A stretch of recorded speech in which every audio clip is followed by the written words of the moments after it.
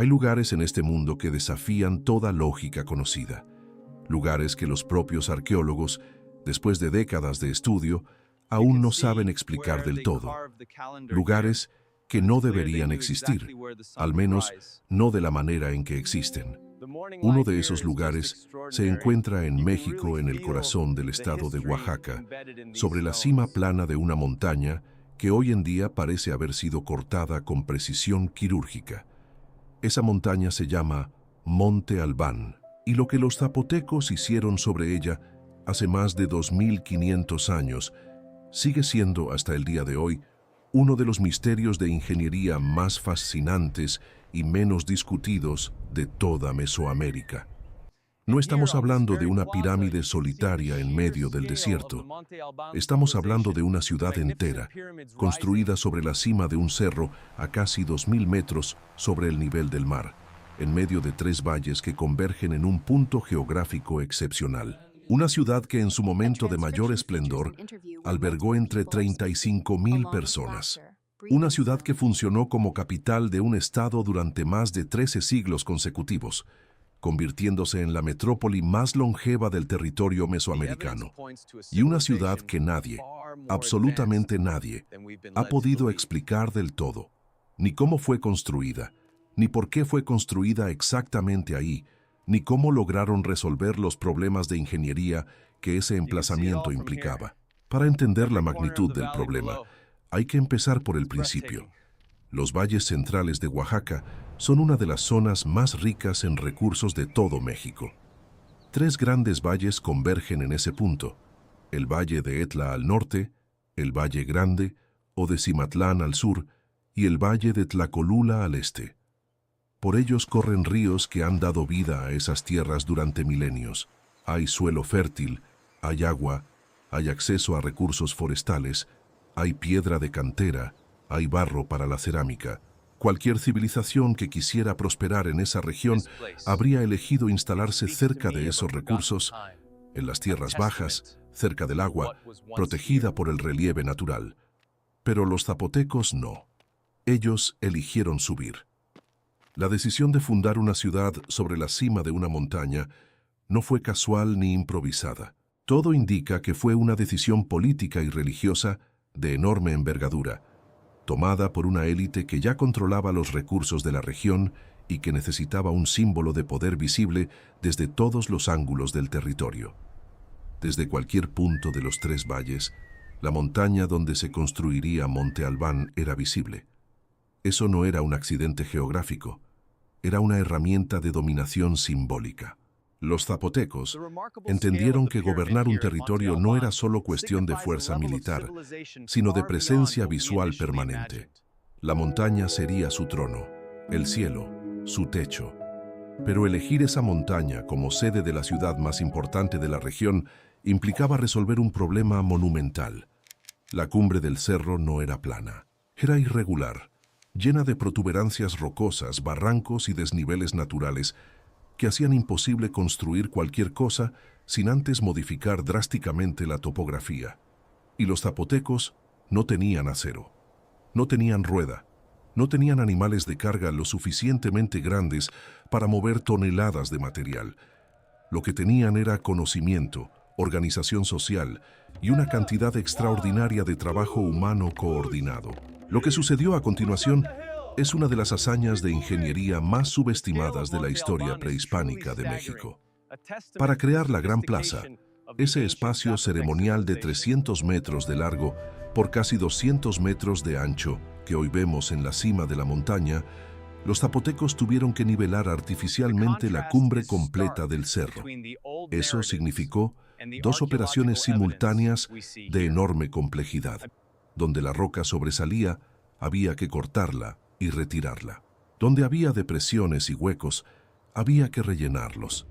Toneladas de tierra y escombro tuvieron que ser movidas con instrumentos de piedra, madera y hueso a lo largo de décadas, subiendo por las laderas de una montaña sin caminos pavimentados, sin carretas, sin maquinaria de ningún tipo. La arqueóloga Nelly Robles García, investigadora del Instituto Nacional de Antropología e Historia, y una de las principales especialistas en el sitio ha descrito este proceso como una labor titánica que implica una capacidad de organización colectiva raramente igualada en la historia antigua. Una vez nivelada la cumbre, el problema más inmediato no era construir pirámides, era el agua. Una ciudad en la cima de una montaña no tiene acceso directo a ríos ni manantiales. Todo el agua necesaria para la vida cotidiana de decenas de miles de personas, para la fabricación del estuco, para el consumo de los trabajadores de la construcción, tenía que ser obtenida de alguna manera. La solución que implementaron los zapotecos fue un sistema de captación y almacenamiento de agua pluvial de una sofisticación que los arqueólogos aún estudian con detenimiento.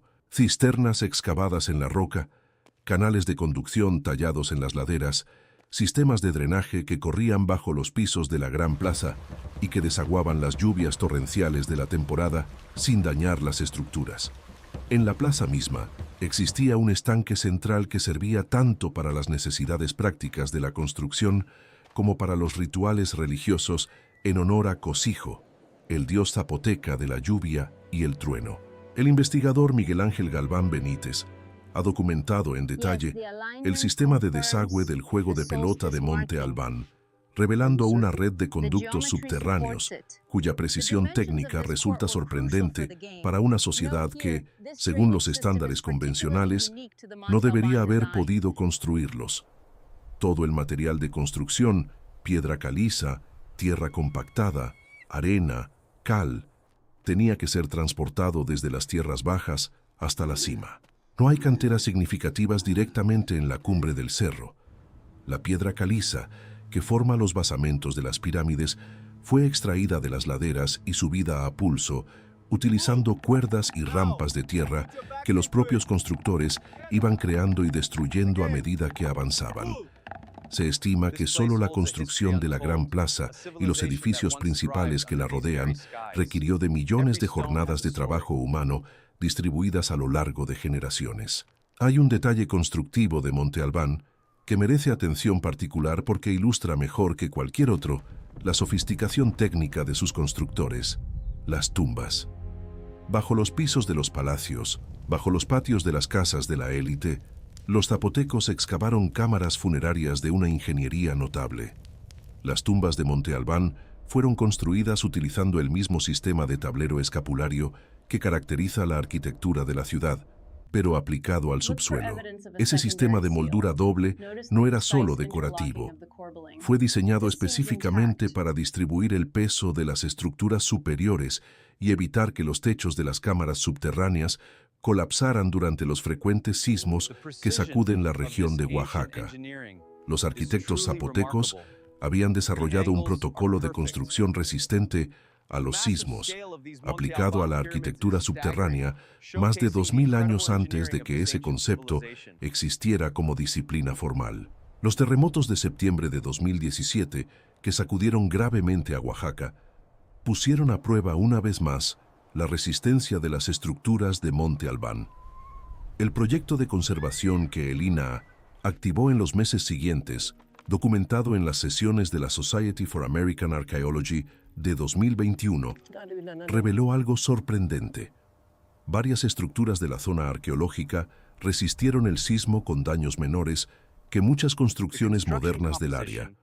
La razón, según los especialistas que trabajaron en el proyecto, está en los sistemas constructivos zapotecos que combinan núcleos de tierra compactada con revestimientos de piedra y estuco, creando estructuras que absorben y distribuyen la energía sísmica de manera más eficiente que los materiales rígidos.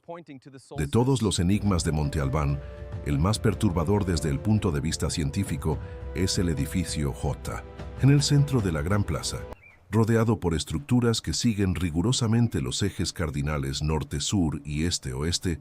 Hay un edificio que no respeta ninguna de esas orientaciones. Tiene la forma de una punta de flecha. Está girado aproximadamente 45 grados respecto al eje general de la ciudad. Tiene túneles internos que lo atraviesan en ángulos específicos, y sus paredes exteriores están recubiertas con más de 100 piedras grabadas, muchas de ellas arrancadas de contextos anteriores y reutilizadas en su construcción. Las investigaciones de Anthony Aveni y Richard Lindsley, publicadas en la revista American Antiquity en 1972, confirmaron que el edificio estaba orientado de manera que permitía observar la salida de la estrella Capella en el momento del paso cenital del Sol sobre Monte Albán, uno de los 2 días del año en que el Sol pasa exactamente por el cenit sin proyectar sombra. En Monte Albán, esos días caen aproximadamente el 8 de mayo y el 5 de agosto. Mediciones recientes realizadas con GPS han establecido además una línea astronómica precisa entre el edificio J y el edificio P, ubicado al otro lado de la plaza. Una línea que coincide exactamente con las fechas de paso cenital solar. Eso no es una coincidencia, es diseño, y es diseño de una precisión que, sin instrumentos ópticos ni cálculo trigonométrico formal, los zapotecos lograron ejecutar con una exactitud que los astrónomos modernos han verificado con tecnología satelital. Pero lo más inquietante del edificio J no es su orientación astronómica, es lo que tiene en las paredes. Las losas grabadas que recubren sus fachadas han sido interpretadas por los epigrafistas como una lista de conquistas militares. Muestran representaciones de lugares sometidos, con la cabeza de sus gobernantes invertida como símbolo de derrota. La arqueóloga Joyce Marcus identificó en los años 70 varios de esos lugares en la geografía del Valle de Oaxaca. Pero hay un problema que los especialistas han señalado repetidamente. Muchas de esas losas fueron tomadas de construcciones anteriores y reutilizadas sin seguir un orden narrativo aparente. Están mezcladas, invertidas, reorientadas, como si el mensaje que originalmente transmitían hubiera sido deliberadamente fragmentado. ¿Por qué una civilización que hacía esfuerzos tan cuidadosos por preservar su historia política en piedra habría decidido desmontar esas mismas piedras de manera aparentemente desordenada? Esa pregunta aún no tiene respuesta definitiva. Y luego están los danzantes. Esa galería de figuras talladas en piedra que se encuentran en el edificio L, uno de los más antiguos de Monte Albán, fue llamada así por los primeros exploradores del siglo XIX, que creyeron ver en ellas figuras bailando en posturas extrañas. Durante décadas se aceptó esa interpretación sin cuestionarla. Fue solo cuando los análisis del siglo XX comenzaron a examinar los detalles iconográficos que la interpretación cambió radicalmente. Las posturas retorcidas no representaban danza, representaban muerte, mutilación, derrota. Las figuras, que presentan rasgos físicos propios de la tradición escultórica olmeca, son ahora interpretadas por los especialistas como representaciones de prisioneros de guerra torturados y sacrificados, algunos identificados por nombre mediante glifos. La genitalidad mutilada de varias figuras, los ojos cerrados y las bocas abiertas en posturas de agonía, conforman lo que probablemente sea el registro más antiguo de violencia política codificada en piedra de toda Mesoamérica. Se han catalogado más de 300 de estas piedras, y solo se ha excavado aproximadamente el 20% del sitio total. Ese dato es quizá la mejor ilustración del grado de conocimiento incompleto que tenemos sobre Monte Albán. La arqueóloga Nelly Robles García y el equipo de Lina han señalado repetidamente que la mayor parte de las estructuras de la zona permanecen sin excavar o solo parcialmente estudiadas. El proyecto arqueológico del conjunto monumental de Atzompa, que investiga el asentamiento satélite, ubicado en el cerro adyacente al norte, ha revelado desde 2007 que la élite zapoteca tenía una presencia arquitectónica y ritual mucho más extensa de lo que se creía, con estructuras de tablero escapulario, juegos de pelota y sistemas de drenaje que replican a escala menor las soluciones de ingeniería de la ciudad principal. El estuco con el que los zapotecos recubrían cada superficie de Monte Albán, cada piso, cada muro, cada escalinata, era una mezcla de cal obtenida de la piedra caliza calcinada y baba de nopal. Esa última sustancia no era un ingrediente ritual, era un aditivo técnico que los zapotecos habían descubierto, mejoraba la resistencia y la adherencia del estuco. El mucílago de nopal actúa como agente estabilizador que reduce la permeabilidad del material haciéndolo más resistente a la lluvia. Investigaciones realizadas en el Instituto de Ingeniería de la UNAM han confirmado que las mezclas tradicionales de cal con mucílago de nopal presentan propiedades mecánicas superiores a las mezclas de cal sola y que algunos revoques de estuco de Monte Albán muestran una durabilidad equivalente a materiales de construcción modernos. Los zapotecos no sabían química formal, pero sabían construir. Cuando Alfonso Caso inició las excavaciones sistemáticas de Monte Albán en 1931, lo que encontró en los años siguientes superó todas las expectativas. El descubrimiento de la tumba 7 en enero de 1932 transformó al sitio en un nombre conocido en todo el mundo. En el interior de esa cámara funeraria, que había sido reutilizada por los mixtecos tras el abandono zapoteca, Caso encontró uno de los tesoros más extraordinarios de toda la arqueología mesoamericana.